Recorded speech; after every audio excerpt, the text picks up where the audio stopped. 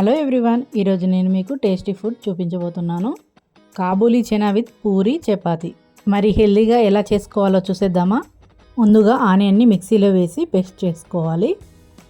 ఆయిల్లో ఆవాలు జీలకర్ర వేసిన తర్వాత ఈ పేస్ట్ను వేసి మంచిగా వేయించుకోవాలి. ఇప్పుడు కొంచెం అల్లం వెల్లుల్లి పేస్ట్, పసుపు వేసి వేయించుకోవాలి. ఇది కాస్త వేగిన తర్వాత ఇప్పుడు ఇందులో కరివేపాకు వేస్తున్నాను. ఇప్పుడు ఇందులో టమాటా పేస్ట్ కూడా వేసి మంచిగా మిక్స్ చేస్తున్నాను. ఇప్పుడు కర్రీలో నుంచి ఆయిల్ బయటకు వచ్చేంత వరకు మగ్గించుకోవాలి.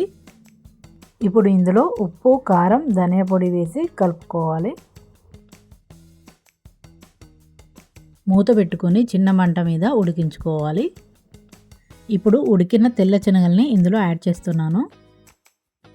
వీటిని నైట్ నానబెట్టి పొద్దున కాస్త సాల్ట్ వేసి ఉడికిస్తే త్వరగా ఉడికిపోతాయి. ఇది కాస్త మగ్గిన తర్వాత ఇప్పుడు ఇందులో వాటర్ యాడ్ చేస్తున్నాను. ఇప్పుడు ఇందులో ఉప్పు కారం సరిగా ఉన్నాయో లేదో చెక్ చేసుకొని చిన్న మంట మీద ఉడికిస్తున్నాను. కర్రీ అయ్యేలోపు చపాతీ పిండి కలుపుకుంటున్నాను. చపాతీ పిండిలో కాస్త ఉప్పు వేసి కలిపి కాస్త ఆయిల్ రాసి పక్కన పెట్టుకున్నాను. ఈ కర్రీలో చాలా ప్రోటీన్ ఉంటుంది, చాలా హెల్దీ, టేస్ట్ కూడా చాలా బాగుంటుంది. ఎంతో ఈజీగా టేస్టీగా చేసుకోవచ్చు. ఇదే పిండితో కొన్ని చపాతీలు, కొన్ని పూరీలు చేసుకుంటున్నాను.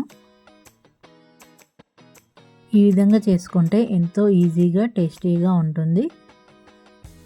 దీనిని బ్రేక్ఫాస్ట్లోకి తినచ్చు లేదా పిల్లల లంచ్ బాక్స్లోకి కూడా ప్యాకింగ్ చేయొచ్చు. వాళ్ళు కూడా ఎంతో ఇష్టంగా తింటారు. ఈ వీడియో నచ్చితే ఒక లైక్ చేసి కామెంట్ పెట్టండి.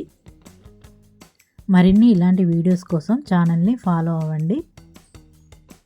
Thank you.